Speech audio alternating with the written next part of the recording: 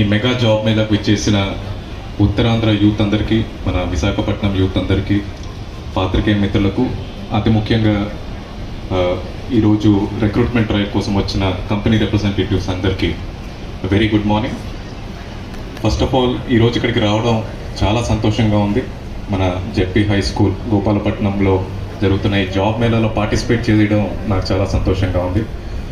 అన్నిటికంటే ముందు ఈ కార్యక్రమాన్ని ఇంత బాగా ఆర్గనైజ్ చేసిన మన డిస్ట్రిక్ట్ ఎంప్లాయ్మెంట్ డిపార్ట్మెంట్కి, అలాగే స్కిల్ డెవలప్మెంట్ కార్పొరేషన్కి, అతి ముఖ్యంగా మన గౌరవ శాసనసభ్యులు గారికి అందరికీ నా హృదయపూర్వక అభినందనలు తెలియజేస్తున్నాను. ఇది చాలా మంచి కార్యక్రమం.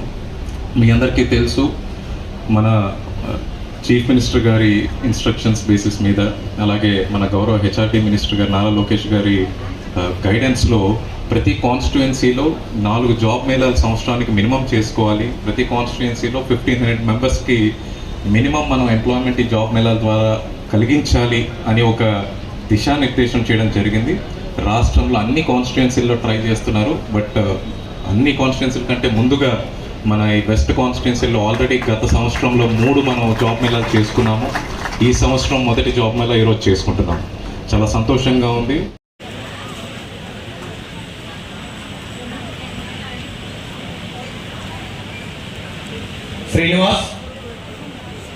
శ్రీనివాస్ చేతన కొనకాల చేతన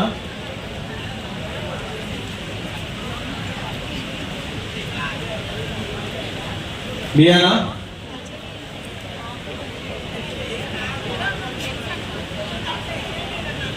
శ్రావణి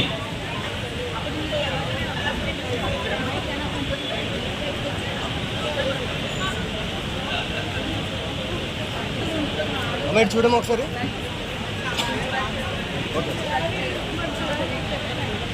మీరందరూ రిజిస్టర్ అయ్యారా? లైబ్రరీ కూడా రిజిస్టర్ అందరూ కూడా. అట్లాగే భువన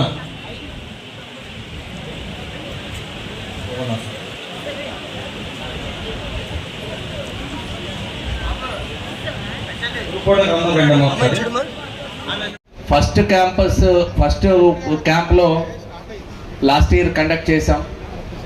ఇదే వేదికగా సుమారు ఒక 70 మంది ఈ స్కూల్లో చదువుకున్న వారికి నియామక పత్రాలు ఇవ్వడం జరిగింది ఇదే వేదిక మీద. అంటే ఏదో క్యాంపస్ ఇంటర్వ్యూస్ లాగా ఒక జిల్లా పరిషత్ హై స్కూల్లో చదువుకున్న పిల్లలకి ఒక క్యాంపస్ ఇంటర్వ్యూస్ జరిపేటువంటి ఆ స్కోప్ తీసుకురాగలిగారంటే అది వివిధ కంపెనీల ప్రతినిధులు ఇలాంటి జాబ్ మేళాస్కి హాజరు అవ్వటం వల్ల అది సాధ్యపడింది. ఎక్కడో ఇంజనీరింగ్ కాలేజీలో లేకపోతే యూనివర్సిటీస్లో జరిగేటువంటి ఆ నియామకాలు, ఆ ఇంటర్వ్యూస్ అనేటువంటిది ఒక గవర్నమెంట్ స్కూల్లో ఒక క్యాంపస్ ఇంటర్వ్యూస్లా జరిగేటువంటి అవకాశం కలిగించినందుకు ప్రత్యేకంగా ఇక్కడికి వచ్చినటువంటి హెచ్ఆర్ టీంతో పాటు వారి మేనేజ్మెంట్స్ అందరికీ కూడా నా ధన్యవాదాలు తెలియజేసుకుంటూ